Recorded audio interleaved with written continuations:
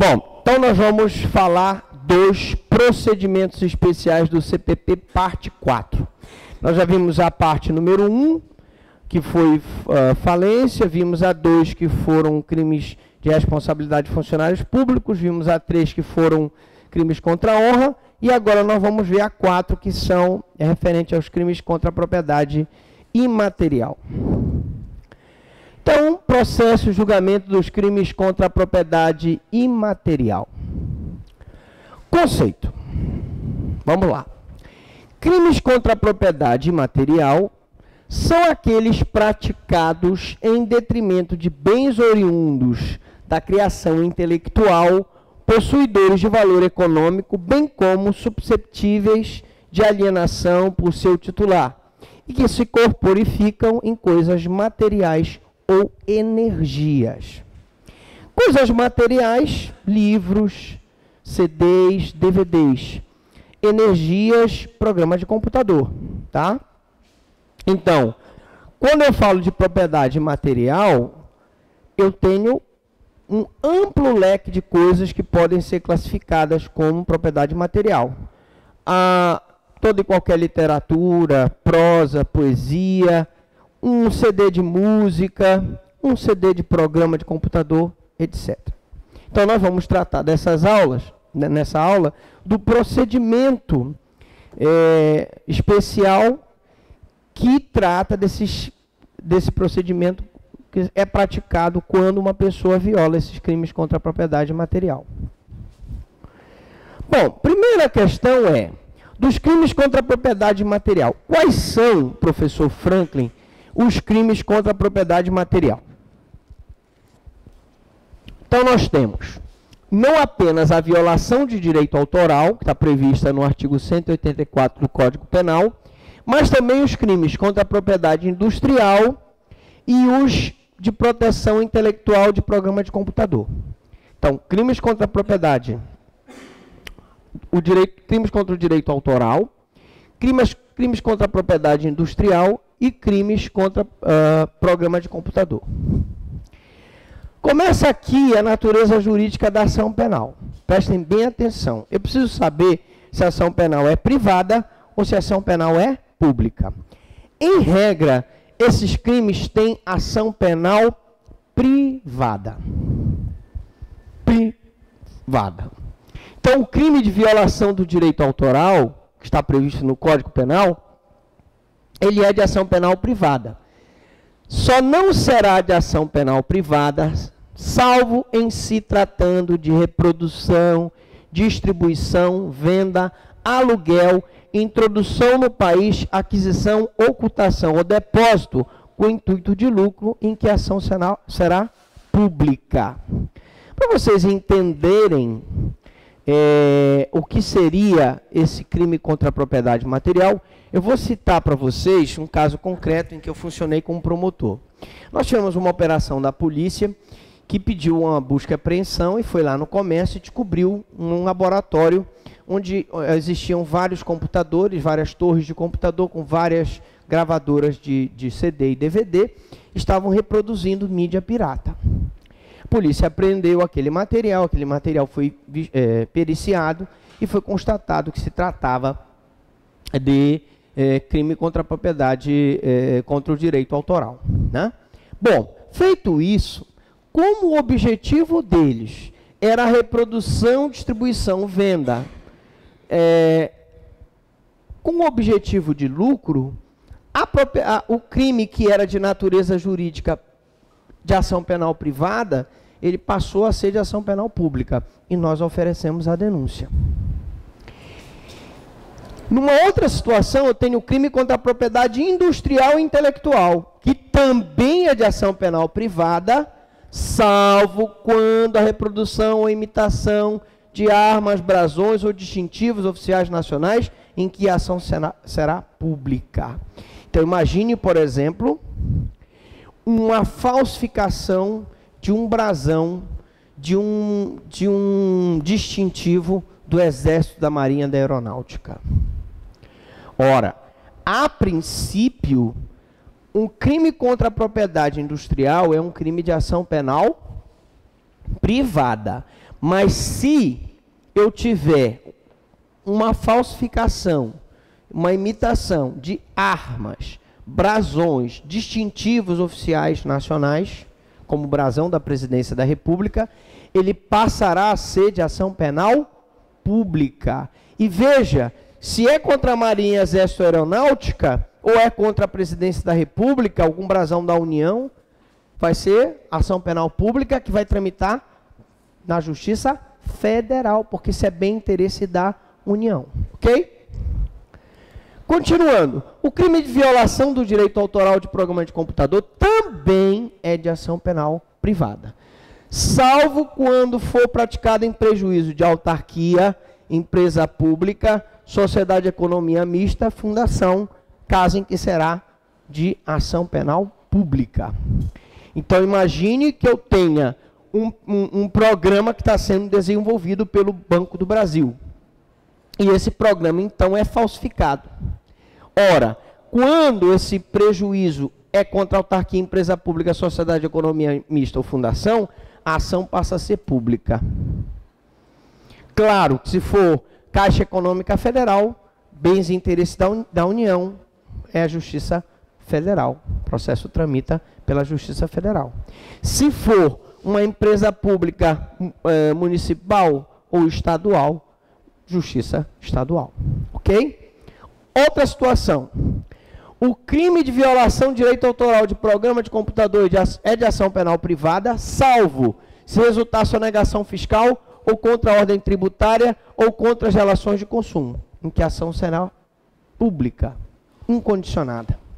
Ora, se você raciocinar uma violação do direito autoral de programa de computador, ela inevitavelmente vai gerar uma sonegação fiscal. Porque o problema da pirataria em si é a sonegação fiscal. São trabalhadores que não estão regularizados, são impostos que não são arrecadados, é dinheiro que o Estado deixa de arrecadar. Por isso é que se criou, então, um procedimento especial no Código de Processo Penal para punir esse tipo de conduta. Professor, quais são as peculiaridades desse procedimento? Esse procedimento tem algumas peculiaridades, tá? A primeira peculiaridade é que ele é de rito ordinário. E a primeira peculiaridade é que qualquer que seja a pena máxima prevista para o crime, podem ser arroladas até 8 testemunhas, pois se trata de rito ordinário. Aí você vai me perguntar, mas professor, existem alguns crimes contra a propriedade material que são punidos com detenção, pena inferior a 4 anos. Mesmo que a pena seja inferior a 4 anos, ele vai tramitar no rito ordinário. Essa é a primeira observação que eu faço. A segunda observação é que no caso de haver o crime deixado vestígio, e na maioria das vezes deixa, porque vocês hão de convir comigo, se eu tenho vários computadores reproduzindo mídias piratas, a mídia pirata vai ser o vestígio que vai provar que a mídia original foi reproduzida, tantas vezes para ser vendida e comercializada com objetivo de lucro. Então ela deixa vestígio, e se deixar vestígio, a queixa ou a denúncia não será recebida se não for instruída com exame de corpo de delito. Isso aqui é uma peculiaridade muito importante, porque de regra eu posso entrar com ação penal sem o exame de corpo de delito. Juntar o exame de corpo de delito depois, embora eu não deva, mas eu posso. E aqui não, olha o que ele está dizendo, não será recebida a denúncia ou a queixa se não for instruída com o exame de corpo de delito. Portanto, não se esqueçam desse detalhe. Terceira peculiaridade, nesses casos, ou seja, nos crimes contra a propriedade material, o CPP prevê a realização de uma diligência prévia, preparatória de busca e apreensão e a consequente realização de exame pericial, cujo laudo deverá ser homologado pelo juiz. Foi exatamente isso que aconteceu. Nós tínhamos um laboratório no comércio que estava falsificando DVDs para venda de mídias piratas. A polícia pediu uma busca e apreensão. Esses DVDs foram apreendidos, foram levados para serem periciados. Os peritos constataram que os DVDs eram falsos. Esse laudo foi homologado pelo juiz. Esse processo veio para o Ministério Público, que então ofereceu a denúncia. Quarto, nos crimes de ação penal privada, a queixa deverá ser oferecida no prazo de 30 dias contados da homologação do laudo. Professor, mas o cidadão não tem um prazo de 6 meses para oferecer a queixa, sob pena de decadência? Sim, ele tem um prazo de 6 meses. Como é que agora o senhor está dizendo que são 30 dias? Gente, não houve mudança de prazo, nós vamos ver mais adiante. Na verdade, o que ele quer dizer é que ela deve ser oferecida no prazo de 30 dias contados da homologação do laudo, ou no prazo de 8 dias se ocorrer prisão em flagrante e o réu não for posto em liberdade, sob pena de relaxamento da prisão. Então vamos lá, vamos raciocinar aqui, ó. Eu tenho um crime contra a propriedade material, em que, em regra, eu vou pedir uma busca e apreensão. Depois da busca e apreensão vai ser feito, então, o laudo. E esse laudo tem que ser homologado.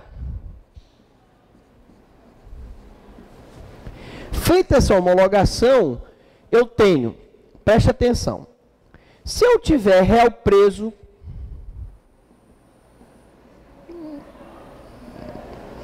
ele tem que oferecer em 8 dias a ação penal. Por quê? Porque se ele não oferecer em 8 dias a ação penal, esse réu preso será colocado em liberdade, ele será solto. E por que também ele tem que oferecer, então, no caso de mercadoria apreendida, né?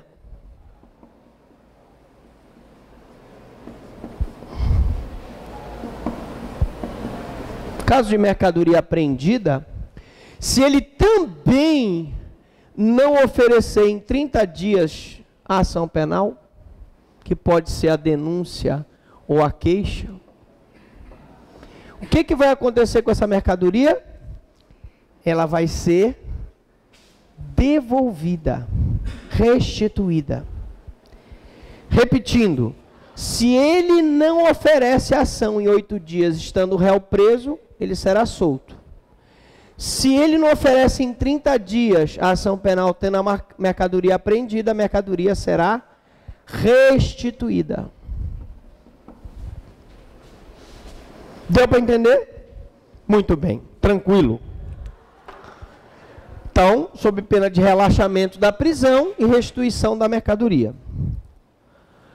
Por fim, número 5, por fim, nos crimes de ação penal privada, exige-se a prova do direito de ação, isto é, da legitimidade, ou seja, da titularidade do direito à marca, patente, ao software, assim por diante, qual seja o registro emanado do órgão competente, sem a qual a queixa não será recebida.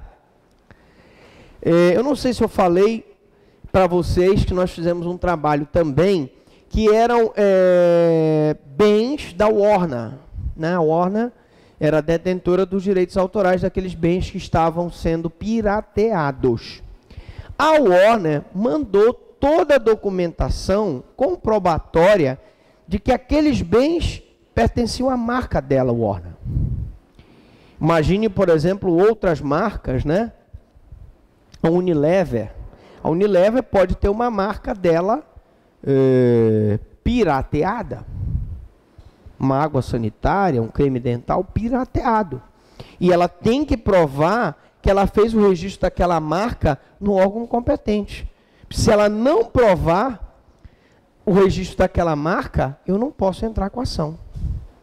Ela tem que provar a legitimidade através do registro da marca. Bom, então vamos lá. Do laudo de exame de corpo de delito, recapitulando, para fixar bem a matéria, porque isso aqui poderá ser pergunta de prova. Se o crime houver deixado vestígio, a queixa ou a denúncia não será recebida se não for instruída com o exame de corpo de delito. Então, nós já falamos. É uma falsificação de DVDs, eu tenho que apreender os DVDs, fazer o laudo daqueles DVDs para comprovar que eles são falsos.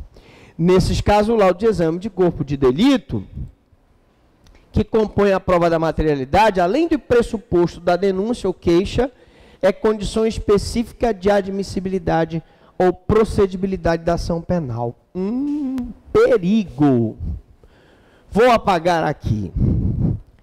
Nós já vimos, gente, que a ação penal condicionada à representação, tá? Eu tenho a ação penal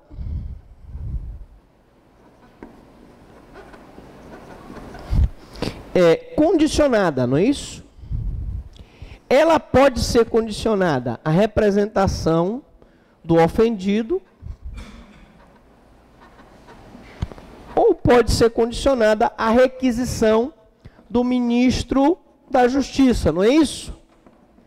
Veja que nos crimes contra a propriedade material, eu tenho mais uma condição de procedibilidade. Qual é? O laudo. Não é só na ação penal condicionada, na queixa, que é na ação penal privada, ação privada,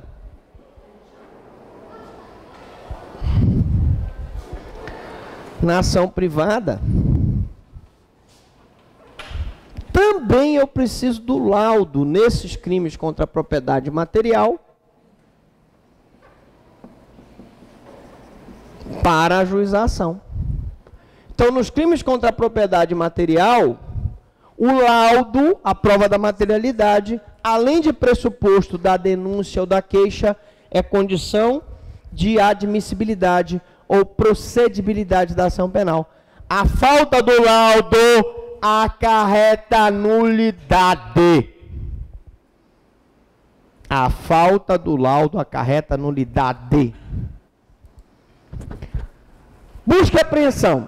A realização do laudo demanda a apreensão do corpo de delito. Logo, o CPP previu a realização de uma diligência prévia preparatória para o ajuizamento da ação penal, qual seja a busca e apreensão. Eu já expliquei que essa flor é para mim? Poxa, quanto amor. Ah, não é para mim? Então já fiquei triste. Ela veio me olhando com o olhar 43 e mostrando a flor, eu digo, deve ser uma declaração de amor. Bom, então, gente, como eu disse para vocês, lá no procedimento que a polícia fez, a polícia se preocupou em fazer a busca e apreensão. Que a busca e apreensão, na verdade, é para conseguir apreender o produto pirata, para que ele seja periciado, para que eu tenha a prova da materialidade. Então, busca e apreensão.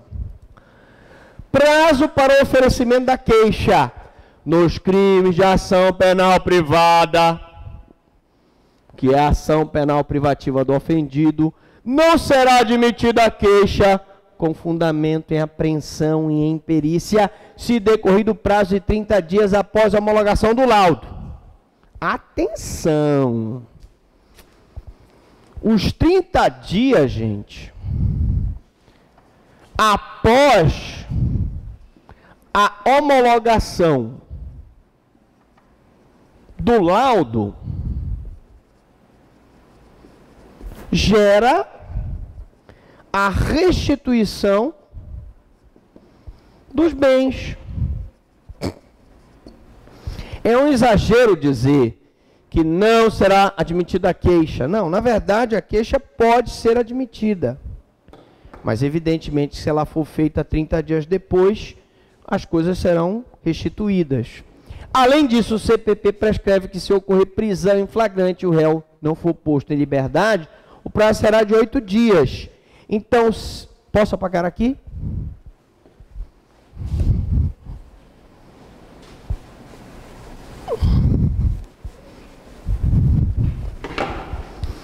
Se em 8 dias da homologação do laudo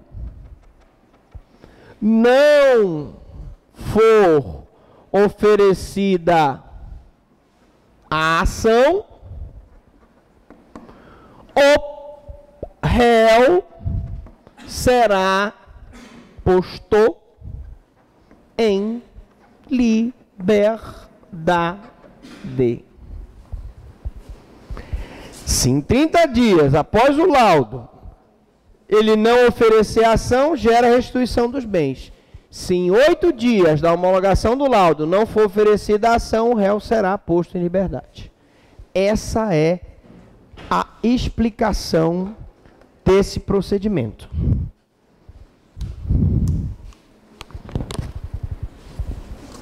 A senhora da Flor está entendendo tudo. A senhora ela já chegou aqui suada. Acho que ela já estava meio suada, tomando água. Já estava assim meio agoniada, eu acho. Com calor. Sabe lá o que aconteceu antes. Antes dela receber essa flor. Bom. Prazo para oferecimento da queixa. Atenção para a pergunta de prova que está prestes a aparecer aqui. É o seguinte: discute se o prazo deve ser contado a partir da homologação ou da intimação desta. Tá? Atento a isto, o Código de Processo Penal dispõe que, salvo nos casos expressos, os prazos correrão da intimação, que inicia-se a partir do primeiro dia útil subsequente. Então, senhores, 8 dias é da intimação. Os 30 dias é da intimação. E o prazo só começa a correr no dia útil subsequente. Se for citado, intimado numa sexta-feira, sábado e domingo não conta, não é isso? Vai começar a contar segunda-feira. Para efeito dos 8 dias e para efeito dos 30 dias. Ok? E agora sim.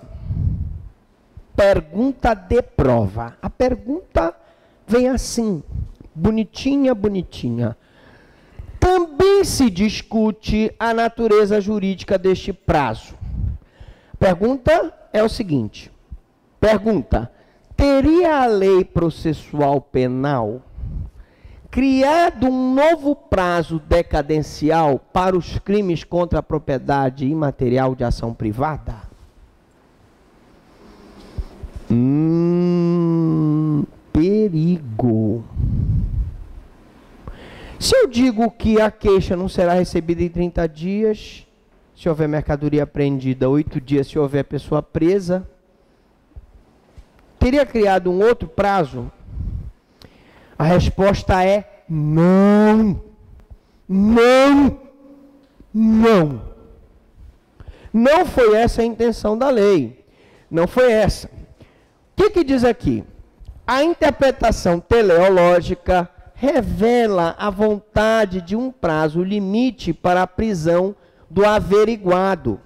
E atenção, senhores, eu não coloquei de propósito, foi de propósito mesmo. Ele aqui não é tecnicamente réu, porque não foi recebida a ação, ele é averiguado. Ele está sendo averiguado. Então, e a apreensão de bens. Logo, decorrido 8 dias, se houver réu, averiguado preso, 30 dias se houver mercadoria apreendida, sem que a queixa tenha sido oferecida, a prisão deve ser relaxada e a mercadoria deverá ser devolvida. Vamos repetir, não se trata da criação de um novo prazo decadencial. Não. O prazo decadencial da ação penal privada continua sendo de 6 meses a contar do dia em que ele sabe o autor, quem foi o autor da ação. O que se criou aqui, na verdade, se ele tem um averiguado preso e não oferece a queixa em 8 dias, ou uma mercadoria apreendida e não oferece a queixa em 30 dias, o que acontece? A prisão deve ser relaxada e a mercadoria deve ser restituída. A queixa, porém, pode ser proposta no prazo decadencial de 6 meses, né? Contado do dia em que o querelante vier a saber quem é o autor do fato. Então continua, professor, os 6 meses da decadência na queixa, continua. Não houve mudança nenhuma. Mas se ele não oferecer em 8 dias a queixa, tendo o averiguado estando preso, o averiguado será solto. Se ele não oferecer em 30 dias, havendo mercadoria apreendida, a mercadoria deverá ser restituída. Prova do direito de ação, já vimos que com o laudo de exame de corpo de delito, nos crimes que deixam vestígios, a queixa, em qualquer caso, deverá ser instruída com a prova do direito de ação. E o que é essa prova do direito de ação, gente? A prova do direito de ação privada decorre dos títulos de propriedade e registros competentes, sendo evidente dispensável nos crimes de ação penal pública. A prova do direito de ação, ela deve ser juntada nos crimes de ação penal privada, em que o particular está provando que aquela marca, aquela patente é dele, que está sendo falsificada. Aquele programa de computador é dele, o registro daquela marca é dele. Se for de ação penal pública, nós do Ministério Público não temos como juntar essa prova da legitimidade, porque não está com a gente, está com a empresa, que é a detentora dos direitos autorais daquele livro, daquele DVD, daquele poema, daquele programa de computador. Tá bom? Bom, para terminar a nossa aula, uma explicação sempre muito importante. Nós temos aqui, gente, os ritos comuns. E eu expliquei para vocês que os ritos comuns são o ordinário, o sumário e o sumaríssimo.